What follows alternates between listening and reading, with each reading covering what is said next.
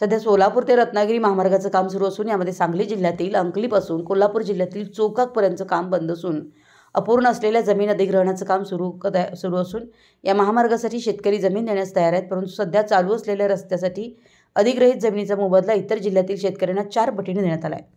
परंतु सध्या सुरू होणाऱ्या महामार्गाच्या कामाला 2 पटीने भरपाई मिळणार असून ही बाब संबंधित शेतकऱ्यांवर मोठ्या प्रमाणात अन्यायकारक असून याबाबतीत मुख्यमंत्री देवेंद्र फडणवीस यांना हातकणंगले विभागाचे आमदार डॉ. अशोकराव मानेबापू व शिरोळ विभागाचे आमदार डॉ. राजेंद्र पाटील यड्रावकर यांच्या वतीने निवेदन देऊन शेतकऱ्यांचं शिष्टमंडळ व संबंधित विभागाची बैठक आयोजित करून योग्य तो मार्ग काढण्यात यावा अशी मागणी केली। या मागणीवर मुख्यमंत्री देवेंद्र फडणवीस यांनी संबंधित विभागाच्या सचिवांना तत्काळ बैठक घेण्याचे निर्देश दिले। याबरोबर कोल्हापूर येथील शिवाजी विद्यापीठाचं नामांतर छत्रपती शिवाजी महाराज विद्यापीठ करण्याबाबतचं निवेदन सन्माननीय मुख्यमंत्री देवेंद्रजी फडणवीस यांना दिलं।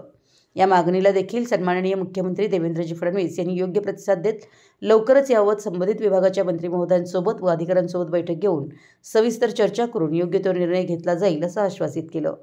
हातकणंगले प्रतिनिधी मराठी एस न्यूज।